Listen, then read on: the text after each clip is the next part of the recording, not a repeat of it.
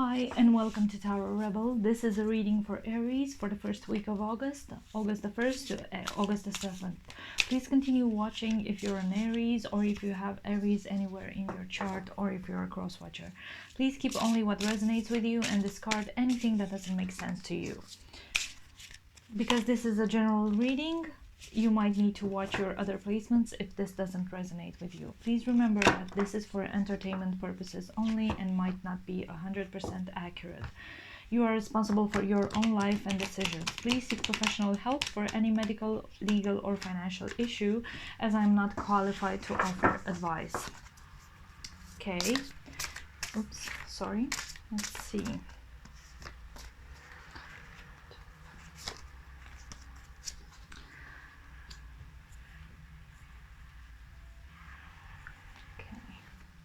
Ace of Wands, Two of Swords, the Devil. So that's your recent past, current situation,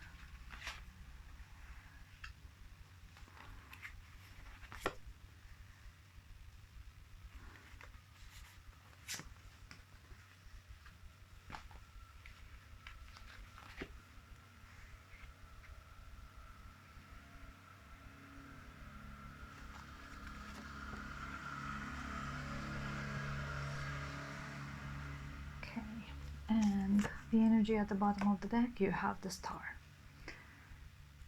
Okay. So, in your recent past, you have the Ace of Wands, Two of Swords, and the Devil. It looks like in the recent past, you started something new, trying to follow your heart, follow your intuition, your creativity. With the Two of Swords, I think this might have been you being stuck in a situation where you had to decide if you go one way or the other. And with the Devil here, it's either a Capricorn or someone who has Capricorn in their chart, or a very toxic situation. Either someone who has addiction problems, or you have addiction problems, sex, alcohol, drugs, anything basically, or just maybe a toxic relationship. In your current situation, you have the Strength card, Seven of Hearts, and the Six of Pentacles. It looks like you're mastering your emotions, being very much in control with what you're feeling and how you let it impact your life. It can either mean a Leo or someone who has Leo in their charts. With the Seven of Hearts, sorry, it looks like you have lots of options on your plate, lots of things to choose from, but I would say be careful of what you're choosing from, because it feels like these options, they're not necessarily the ones you want in your life. Six of Pentacles talks about generosity and being able to share your time, your resources with others, being generous overall with the people in your life. In your near future, you have the Empress, the Ace of Swords, and the Seven of Wands.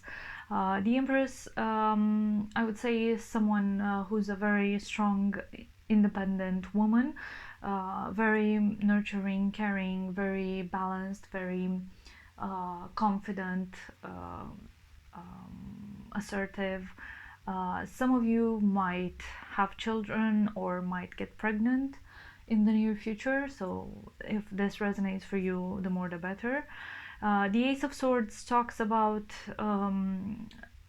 ideas, sparks, maybe new opportunities for you to branch out in terms of either investing, job, maybe moving, all sorts of things that might indicate a potential new beginning for you, like changing your job, changing your moving houses, moving abroad, things like that.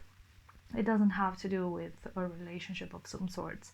Seven of Wands talks about conflict, you feeling a bit trapped, feeling cornered, feeling attacked from all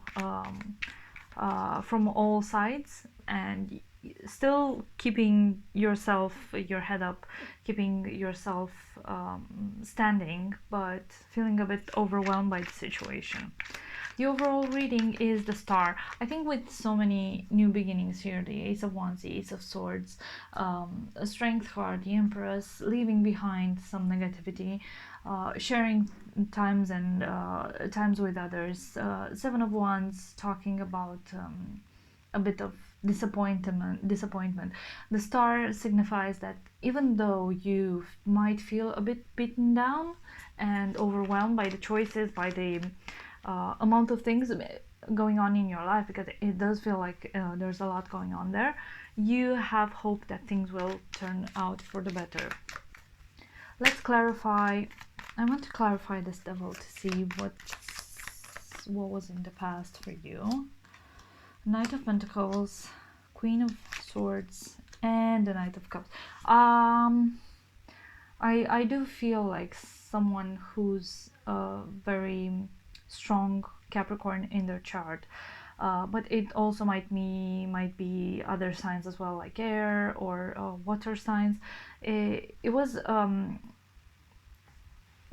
a decision based on you waiting for something romantically to happen here, but it never did. So you decided to cut that person off, despite the regrets you might feel now, because it feels like you're a bit regretful and sad over that. But I think it's normal once you decide to let something go in the past. I want to clarify the Strength card. I keep looking at it and I don't know if I want to do it, but I will. So the Strength card is, again, the new beginnings. Okay, and the Wheel of Fortune. The Strength card, clarified by the Two of Wands, the Ace of Swords, and the Wheel of Fortune, talks about you managing to control your feelings and emotions, because you decided that this new beginning you're allowing yourself to grow into is a good thing for you, is a positive outcome for you, and you're trying to plan out how this will how will this be best for you to go about. And I think you will have success in achieving that internal balance with your feelings and emotions, and between your mind and your heart. Let's clarify the Empress, please. Nine of Swords, Queen of Wands, and the Empress again. So Empress clarified by the Empress with the Nine of Swords and the Queen of Wands talks about so you have basically two Empresses and one Queen. It's a very strong feminine energy. So for those of you who are trying to grow your family, I think this might be the best time to do so. For others who don't feel that way, even though you feel scared, don't be afraid to be your authentic self, be in alignment with who you are and what you want to achieve. And this is who I am, and I'm a strong, confident person, and this is what I want to achieve. These cards, all of them, talk about assertiveness and self-confidence and leaving the fears behind. And I strongly suggest that this is the right time for you to do that, to grow into that person who's strong, who's committed to themselves, who's authentic, who like takes no BS from anyone. Oops, I was looking at the Ace of Swords and 3 cards jumped out all at once.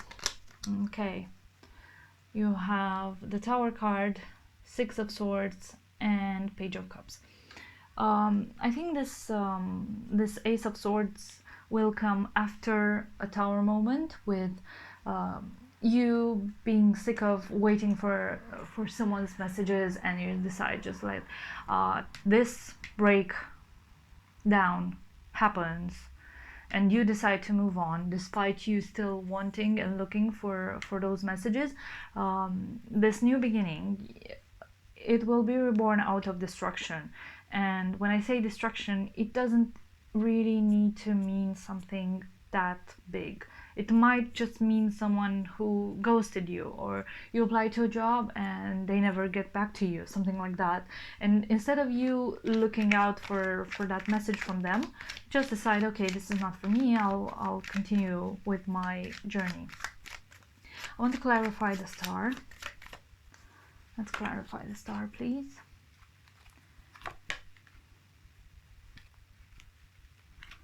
And the wands. Okay, so you have the Emperor, which is your card, the Ace of Wands, and the Queen of Pentacles.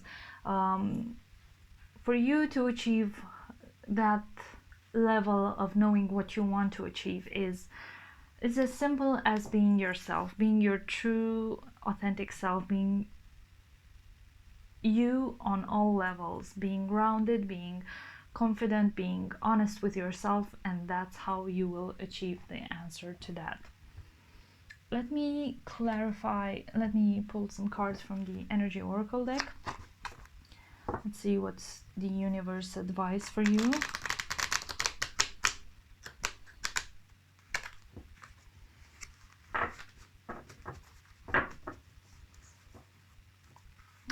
I now realize that actually you have Empress and the Emperor power couple here. So it looks like you will achieve that balance, that strong confidence that will guide you to what your needs are. Looks really good. Looks really good. Okay, let's see. What does the universe have for Aries in the week to come?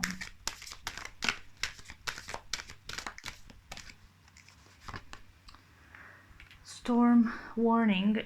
With the Tower moment, I think that's what happens. Seventh chakra with the Archangel Uriel and the Garden and the Gate. I would say storm warning. It might be that thing that might throw you off of it, or something that's not necessarily perceived as positive, but in the long run it might be positive for you. With the crown chakra, it speaks about allowing conversations with the spirit, letting your intuition guide you, because it knows where you need to go. The universe always drives you where you need to go. The Garden and the Gate talks about heaven, technically, specifically, but I see it more as a balance, because you don't get to be in the Garden of Eden, you don't get to be surrounded by so many riches and beautiful things unless you are balanced. Unless we find that inner harmony in ourselves, it's very difficult to see the beauty in things that surrounds us. So maybe look for that and try to make your own heaven here. I'll try to pull some cards from the Super Attractor deck, which is a very gentle affirmation deck for you in case you need a reminder from the universe, and maybe a bit of advice from the universe in case you need some guidance. Okay, let's see. You have, when I surrender my will to the care of spirit and the universe, I attune my energy with an ever-present stream of well-being. I would say this relates so much to the Garden and the Gate, because unless you are so aligned with what you want internally and externally as well, you cannot find that peace of mind within you. And it's not this or that, it's both of them at the same time. So you have to take care of your spirit before moving on to something and deciding that you want what you want in life. Thank you so much for joining me, Aries. If this resonated with you in any way, please like, share, and subscribe to help me grow my channel and put forward more free content. You can follow me on Instagram, on my website, and on Etsy, and I will leave the links in the description box down below. See you next time. Thank you.